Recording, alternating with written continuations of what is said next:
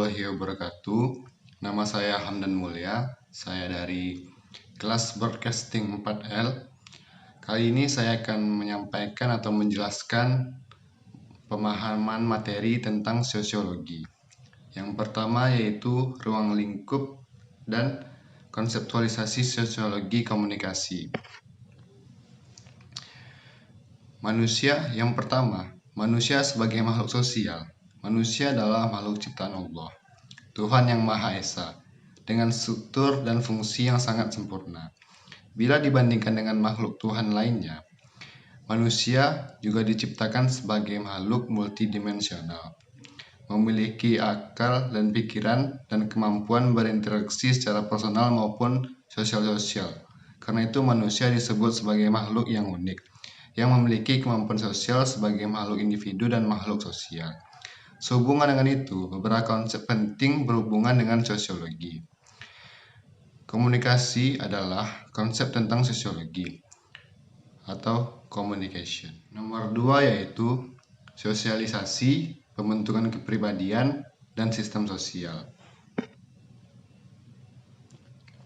Sosialisasi adalah proses yang membentuk individu-individu belajar dan menyesuaikan diri tentang cara hidup dan berpikir kelompoknya agar dia dapat berperan dan berfungsi dalam kelompoknya. Tujuan sosialisasi salah satunya untuk mengetahui lingkungan sekitar. Faktor yang mempengaruhi proses sosialisasi. Yang pertama faktor intrinsik, kedua faktor ekstrinsik.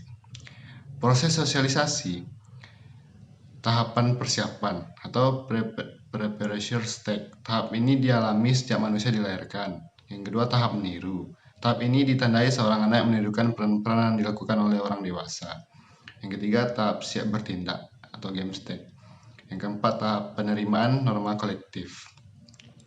Kepribadian meliputi 3 unsur yaitu pengetahuan, perasaan, dan dorongan naluri. Pengetahuan sebagai unsur kepribadian merupakan proses individu melakukan penggambaran atas apa yang ditemukan atau yang biasa disebut dengan konsep.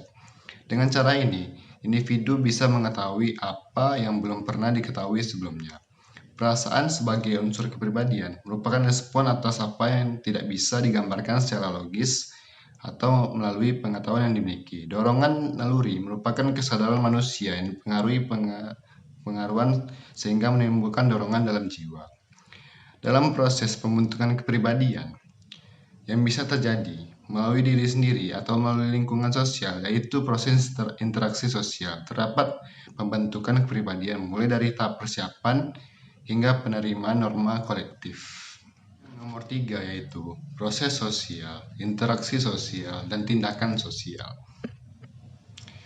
Proses sosial adalah cara berhubungan yang dapat dilihat apabila para individu dan kelompok saling bertemu dan menentukan sistem serta bentuk hubungan tersebut. Proses sosial dapat diartikan sebagai pengaruh timbal balik antar berbagai segi kehidupan bersama. Interaksi sosial adalah hubungan yang terjadi antara individu dengan individu, individu dengan kelompok, dan kelompok dengan kelompok, yang berupa komunikasi atau kontak sosial menghasilkan respon satu sama lain. Contoh bermusyawarah menjawab pertanyaan, berdebat dengan teman, dan menyapa teman. Tindakan sosial adalah tindakan yang bersifat subjektif dalam segala perilaku manusia. Ciri utama dari pelaku dalam tindakan sosial adalah pemaknaan yang bersifat subjektif, mampu mempengaruhi orang lain dan menerima pengaruh dari orang lain. Nomor 4 yaitu persepsi dan proses komunikasi dalam masyarakat. Persepsi merupakan sebuah inti dari komunikasi, karena jika persepsi tidak akurat, maka tidak akan memungkinkan kita berkomunikasi secara efektif. Dari persepsilah yang menentukan kita untuk memiliki suatu pesan dan mengabaikan pesan yang lain. Komunikasi adalah aktivitas penyampaian informasi, baik berupa pesan, ide, gagasan dari satu pihak ke pihak lainnya.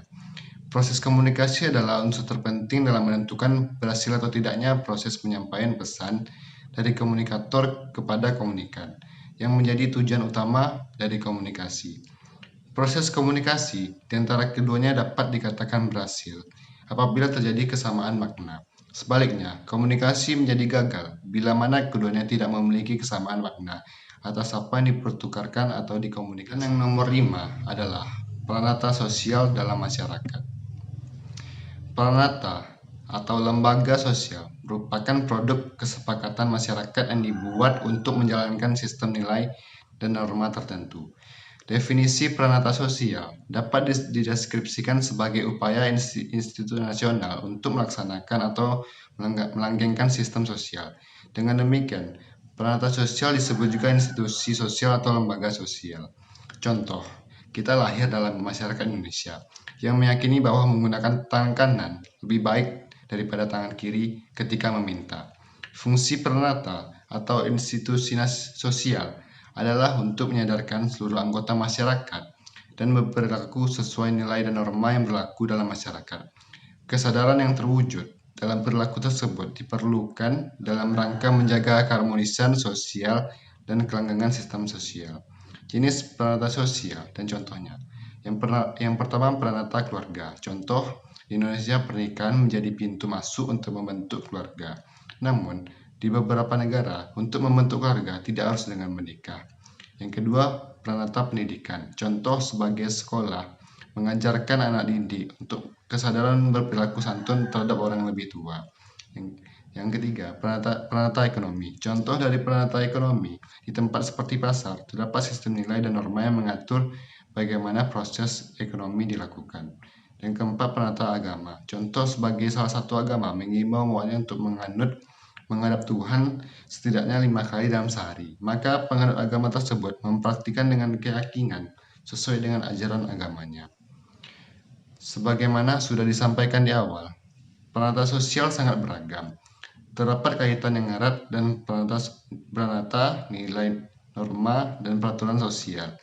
Pada dasarnya, peranata lembaga sosial dibentuk untuk menjalankan sistem nilai dan norma yang orientasinya adalah berfungsi sistem sosial. Sekian penjelasan tentang pemahaman dari saya, materi yang sudah saya jelaskan. Terima kasih. Assalamualaikum warahmatullahi wabarakatuh.